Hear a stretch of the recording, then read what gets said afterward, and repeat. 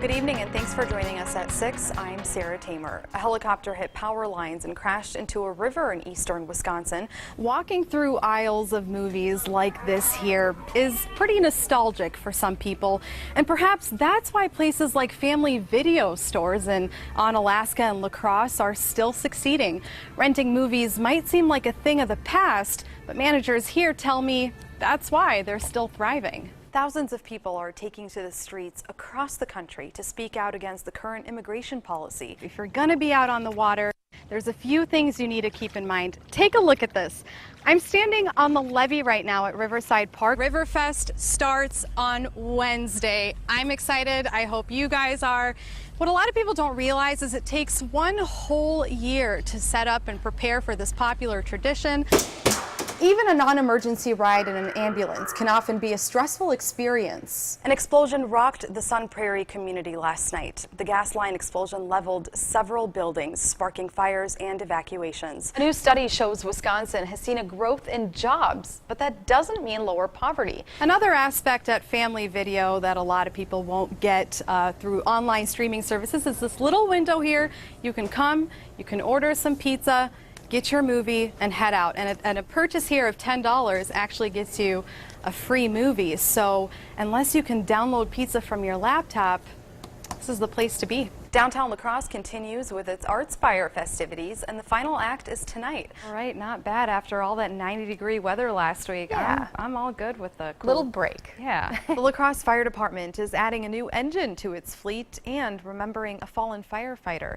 Now, Sergeant Walsh tells me construction is actually helping drivers slow down, so there is some good coming out of it. I am right now holding one of Wisconsin's absolute favorite foods, cheese curds. Let me tell you, they are absolutely delicious. I had some earlier myself. I may or may not have shared them with anyone. Hey guys, so we've been talking about it all day. Since 6 o'clock in the morning, the United Service Organization has been out here collecting donations for troops who are oftentimes traveling to Fort McCoy, waiting at the La Crosse Regional Airport. Now, although the volunteers were hoping for a warmer day, they tell me they'd be out here no matter what. When I was here earlier around noon, there were $150 worth of cash donations. Now there's more than 1,000. It's just truly incredible. According to tri-state numbers, the use of Narcan has so far decreased 22% from last year.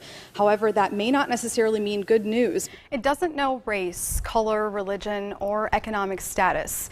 You can be the smartest, richest, most popular person at your school or job, and you can still have depression and anxiety.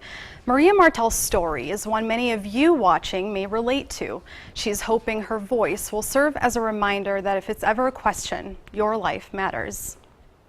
When it comes to getting things done, I was involved in student government. 18-year-old Maria Martel is an all-star. I was a class officer for 4 years. From class president, I was in a National Honor Society, to prom queen and athlete. I was involved in cross country in all 4 years, and then track for 2. Being involved is an understatement. I volunteered at Gunderson and other groups. Overachiever. Absolutely, yeah.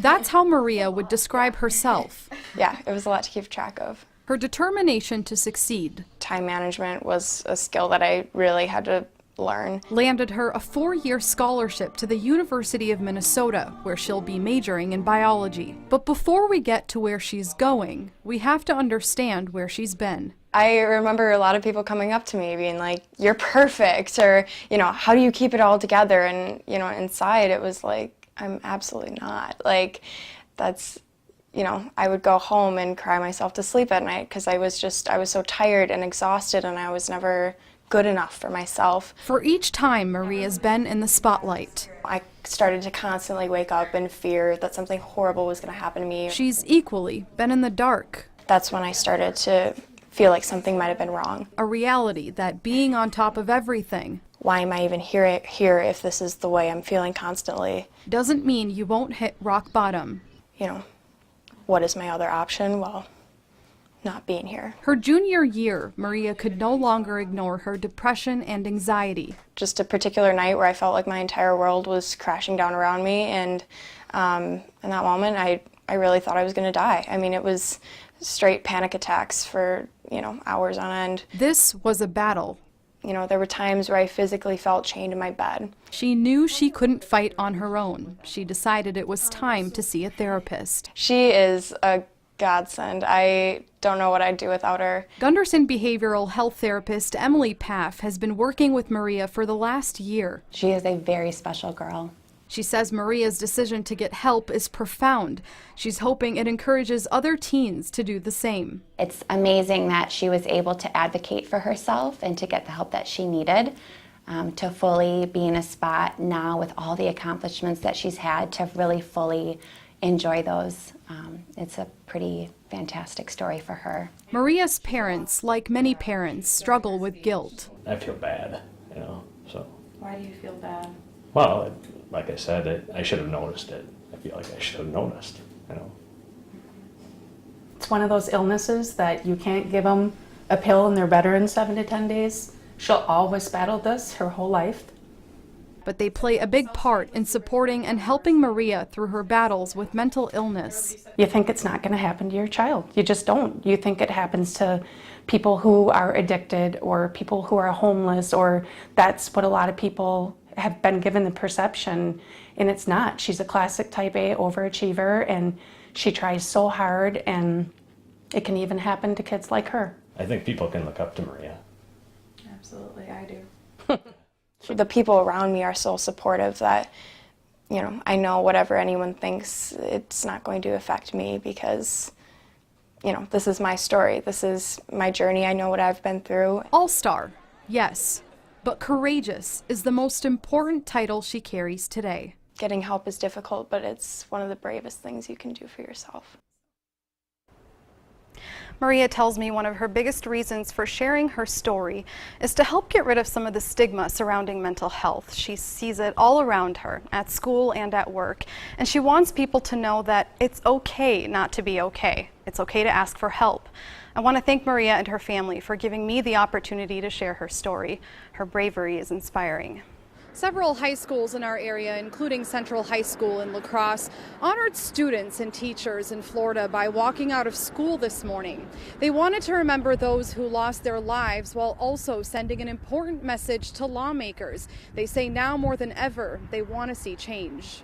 I don't want to be scared to go to school. 17 minutes. It's not about politics. Of silence. It's about our safety. To remember. I was very emotional. The 17 lives lost on February 14th at Marjorie Stoneman Douglas High School in Parkland, Florida. We're not going to sit idly and watch our fellow students across America be killed. Central High School students say the message is simple. I come to school and my classmates are worried that something's going to happen to them. School should not be a place to fear. I've messaged my mom. That's not a message I have to send to my mom, that I love her. But on this day, they're choosing strength. It's great to see that so many young people are standing with us. Students say the protest may be silent, but the reason is loud and clear. A kid that is 17 years old, finds a way to get a gun, or when you're old enough to get a gun, you need to have a thorough background. They say being pro-gun legislation and supporting gun rights is not mutually exclusive. I am actually a Second Amendment supporter. I believe that, everybody does have the right to bear arms, but I also believe students have the right to go to school safely without the threat of being shot.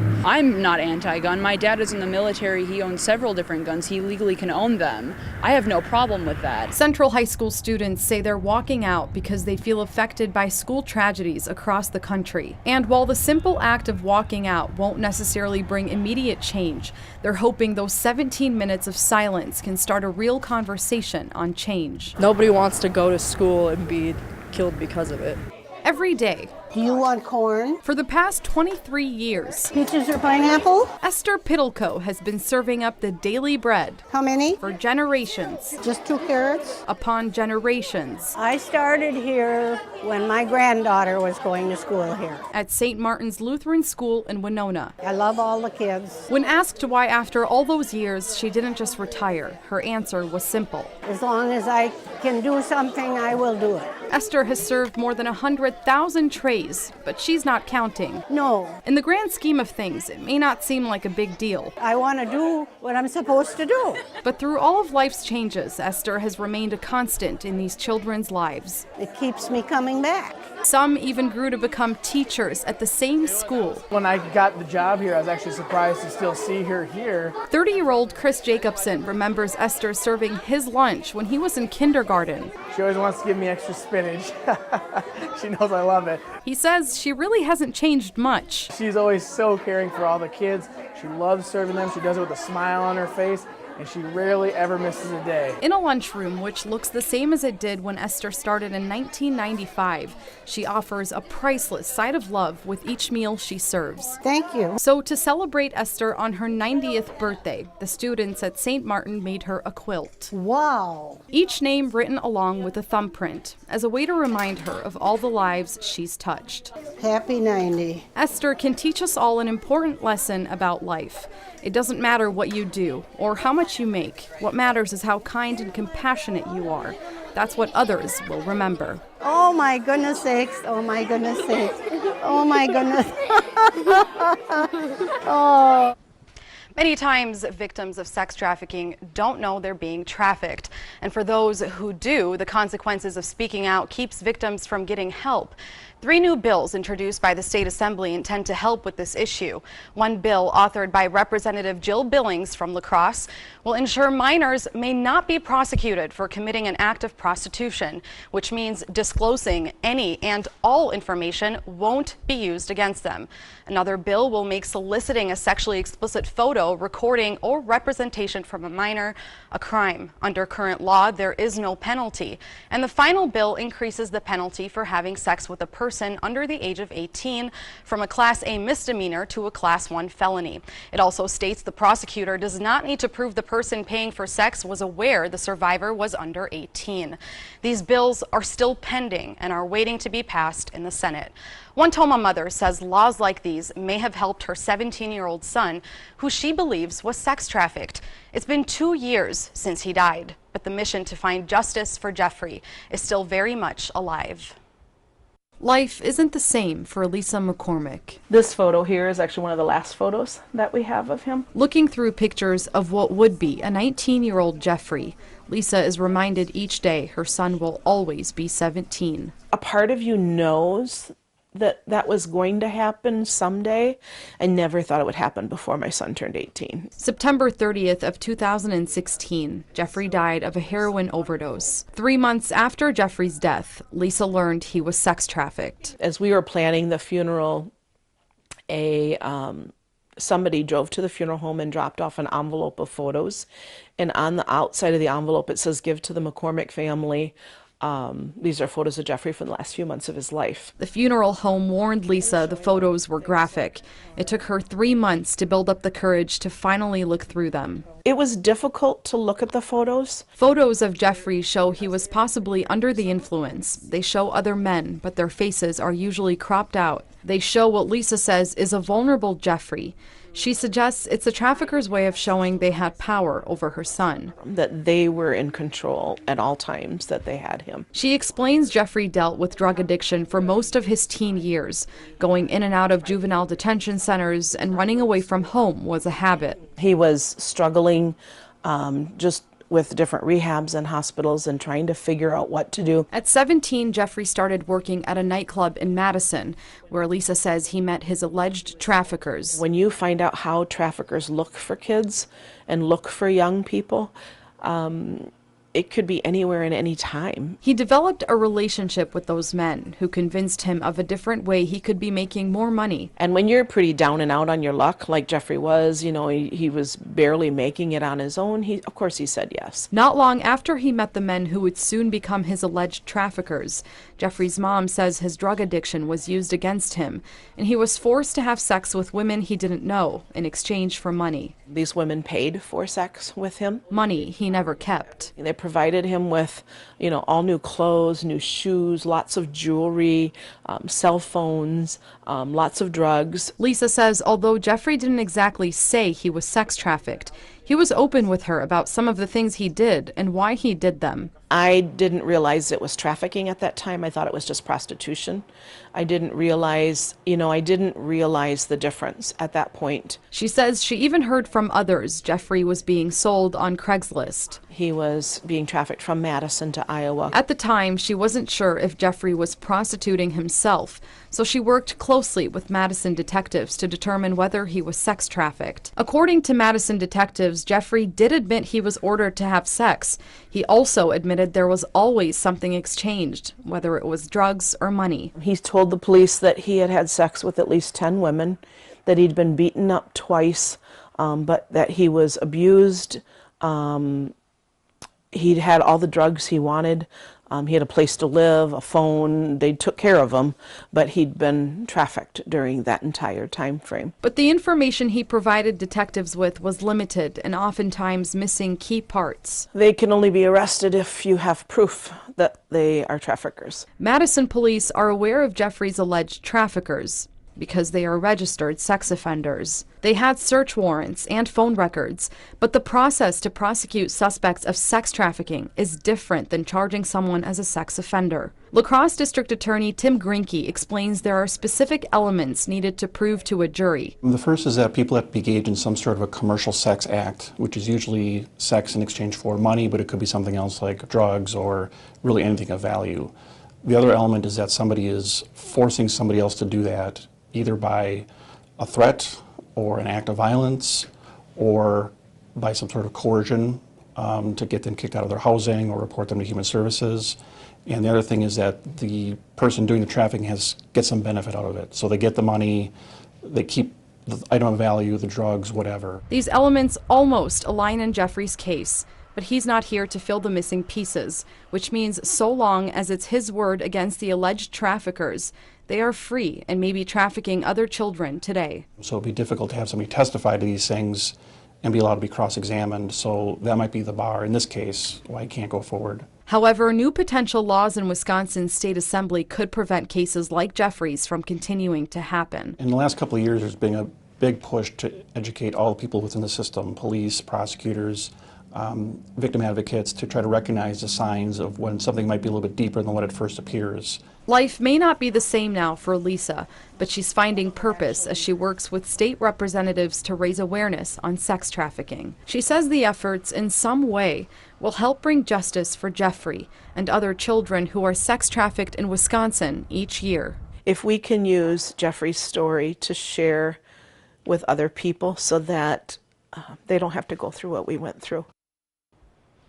I spoke over the phone with the detective who was on this case in Madison. She said the case is now closed, but that doesn't mean it won't reopen. The detective told me if other victims happen to be trafficked by Jeffrey's alleged traffickers, she will use his case to assist in future investigations. I'm looking forward to the World War II memorial. It's 5:30 in the morning and Jim Bice is getting ready to fly to Washington, D.C. There are only 6 World War II veterans on the Freedom Honor flight, including Jim. Several of them here that I do recognize. More than 70 years ago, Jim and veterans like him survived some of the world's toughest wars to help keep our country safe. In the grand scheme of things, there aren't enough ways to say thank you. But on this trip, an entire day is dedicated to honor the veterans. Wayne, thank you for your service. Welcome.